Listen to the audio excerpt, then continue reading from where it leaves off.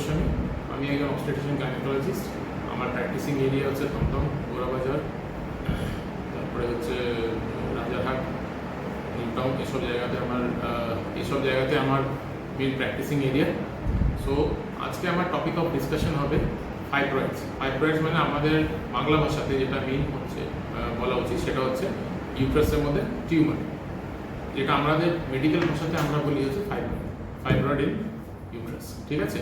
So definition wise আমরা কি বলবো, what is a fibroid? Fibroid is defined as a leiomyoma. Leiomyoma মানে হচ্ছে সফট টিস্যু টিউমার অথবা smooth muscle tumour of the uterus.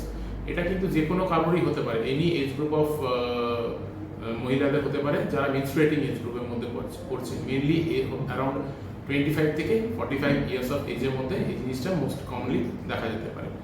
So বলতে পারেন কেন হয়, what is the main cause of fibroid বা leiomyoma. So first and foremost কারণ একটা কোনো কারণ নেই, it is unknown cause, it has unknown cause. ঠিক আছে? নেক্সট হচ্ছে যেটা আমাদের বলা উচিত সেটা হচ্ছে ফ্যামিলিয়াল হিস্ট্রি। কারো যদি পুরোনো ফ্যামিলিতে যদি কারো থাকে তো তার সিবলিংস বা তার পরের জেনারেশনের ইউট্রাসের টিউমার হতেই পারে।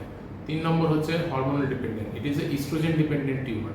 যার যত বেশি ইস্ট্রোজেন থাকবে তার তত বেশি এই টিউমারটা হওয়ার চান্সেস থাকে।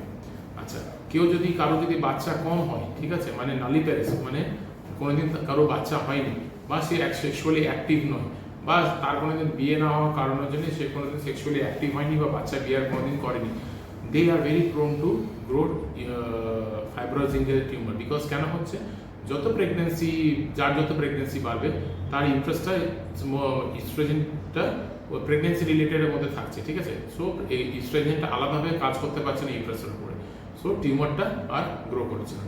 থার্ড কারণ। ফোর্থ কারণ হচ্ছে যে কোনো একটা কারণ হতেই পারে, ইনফেকশন হতে পারে। ঠিক আছে?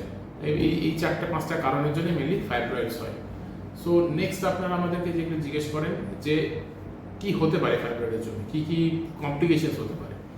কমপ্লিকেশনসের মধ্যে বলতে পারেন যে পেশেন্ট জেনারেলি কমপ্লেন করে আমাদের সিভিয়ার হেভি ব্লিডিং হচ্ছে, তার সাথে অ্যাসোসিয়েটেড ক্লটস হচ্ছে। ক্লটস মানে ডালা রক্ত বের হচ্ছে, অনেক দিন ধরে পিরিয়ডসটা হচ্ছে। ঠিক আছে? থার্ড কারণ হচ্ছে আমার প্রেগনেন্সি আসছে না। ঠিক আছে? ফোর্থ কারণ হচ্ছে আমার লোয়ার অ্যাবডোমেনে একটা হেভিনেস মতন আসছে, খুব মাঝে মধ্যে ব্যথা হয়, ডান দিকে বা বাঁ দিকে খুব একটা তীব্র একটা ব্যথা হচ্ছে। ঠিক আছে? মেইনলি যে সমস্যাগুলো আমরা বা কমপ্লেন্সগুলো যেগুলো আমরা ফেস করি সেগুলো হচ্ছে হেভি মেনস্ট্রুয়াল ব্লিডিং। ঠিক আছে? যেটা পারসিস্ট করা অ্যারাউন্ড 7 থেকে 8 দিন, অ্যাসোসিয়েটেড উইথ ক্লটস মানে পুরো ডালা রক্ত বেরোবে। আর কারো আবার কমপ্লেন করে যে মাসে 2-3 বার করে হয়ে যাচ্ছে। সো এইসব কারণগুলো যখন মানে পেশেন্টরা আসে আমাদের কাছে, তখন আমরা মাথাতে যেটা আমাদের প্লে করে সেটা হচ্ছে পেশেন্টের কিন্তু ফাইব্রয়েড হওয়ার হাই চান্সেস আছে। আচ্ছা, তো মেন আমি অনেক পেশেন্ট পেয়েছি যারা ইনফার্টিলিটি বেসড পেশেন্ট যারা যেগুলো থাকে, তাদের মধ্যে দেখা গেছে যে আমি অনেকগুলো পেশেন্ট পেয়েছি যাদের মধ্যে ইউট্রাসের মধ্যে ফাইব্রয়েড থাকছে। ফাইব্রয়েড থাকার জন্য কি হচ্ছে, তার প্রেগনেন্সি আসতে দিচ্ছে না। যদি প্রেগনেন্সি বাই চান্স এসেও যাচ্ছে, মানে যদি ফার্টিলাইজেশন যদি হয়েও যাচ্ছে, সেটা অ্যাবর্ট হয়ে বেরিয়ে যাচ্ছে। কেন কি হয়? বিকজ ফাইব্রয়েড থেকে একটা টক্সিনস মতন বেরোচ্ছে, আমাদের ভাষায় মানে বা কমন ভাষাতে আমরা যেগুলো টক্সিনস বলি, সেই টক্সিনসটা রিলিজ হয় ইউট্রাসের মধ্যে, যার জন্য কি হচ্ছে যে ইউট্রাসের মধ্যে যে প্রেগনেন্সিটা থাকবে সেটা থাকতে দিচ্ছে না, ও অ্যাবর্ট করে ওটাকে বার করে দিচ্ছে। সো এই কটা 3-4টে সিমটমস যেগুলো জেনারেলি পেশেন্টরা আমাদের কাছে এইসব সিমটমসগুলো নিয়ে আসছে। সো ওয়ান্স সিমটমগুলো নিয়ে আসছে আমাদের কাছে, সো আমাকে সেই হিসাবে পেশেন্টকে কাউন্সেলিং করতে হবে যে আপনার এই জিনিসটা হয়েছে, you have to go through this process or you have to do what I say. So what I say means আমার কাছে এখানে ম্যানেজমেন্টের কথা আসছে। সো আমি ম্যানেজমেন্ট কীভাবে করব, ফার্স্ট অ্যান্ড ফরমোস্ট আমাকে ডায়াগনোজ করতে হবে। কীভাবে আমি ডায়াগনোজ করবো? আমি পেশেন্টটাকে এক্সামিনেশন করবো। ঠিক আছে? এক্সামিনেশন কীভাবে করবো? আমি আমার এক্সামিনেশন টেবিলে পেশেন্টকে শোয়াবো, শুয়ে পরে আমি পেশেন্টটাকে পার অ্যাবডোমেনাল চেক করবো। যদি আমি আমার পার অ্যাবডোমেনাল যদি চেক করি, যদি আমি ফাইব্রয়েডটা হাতে পেয়ে যাচ্ছি, তো কিছু ফিচার্স অফ ফাইব্রয়েড, মানে কি ফাইব্রয়েডটা ডান দিকে বা বাঁ দিকে ইজিলি মুভ করবে। ঠিক আছে? ওপর নিচে কিন্তু হবে না, বেশ সুন্দর একটা রাউন্ড একটা এনসার্কুলেটেড একটা ক্যাপসুল মতন থাকে।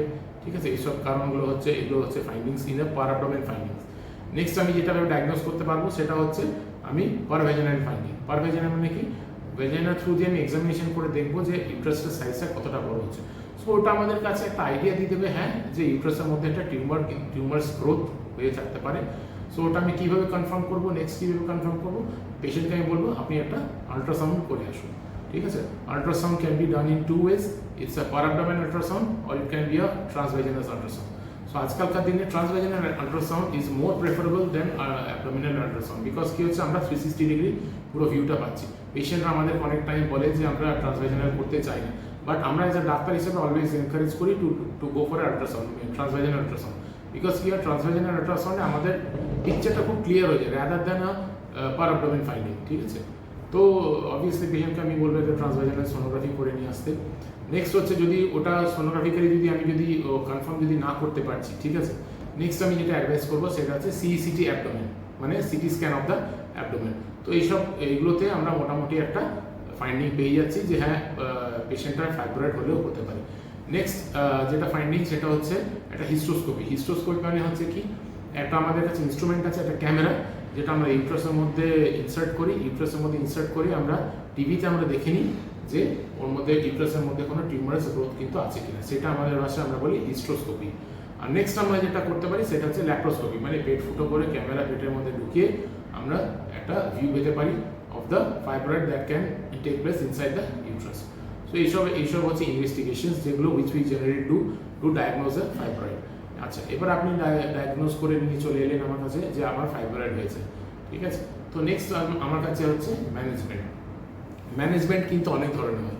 ম্যানেজমেন্ট হচ্ছে এজ গ্রুপের উপর ডিপেন্ড করে।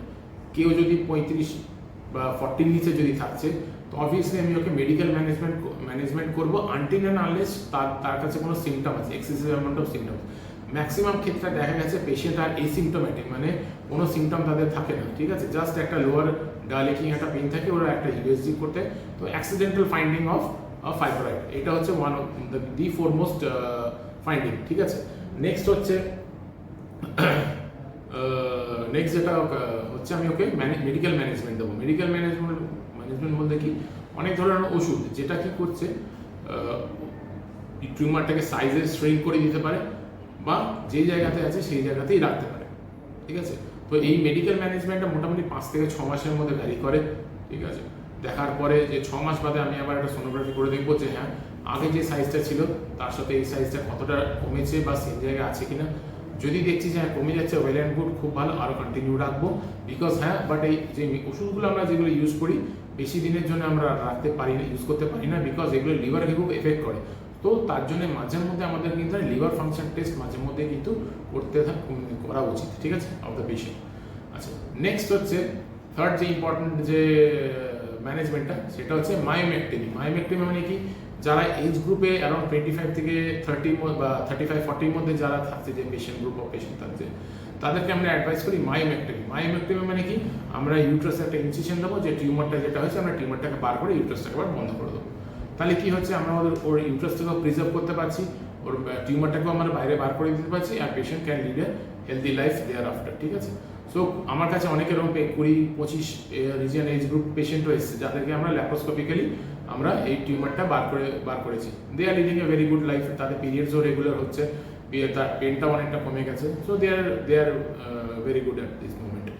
আচ্ছা, নেক্সট যে লাইন অফ ম্যানেজমেন্ট সেটা হচ্ছে total abdominal hysterectomy or total laparoscopic hysterectomy.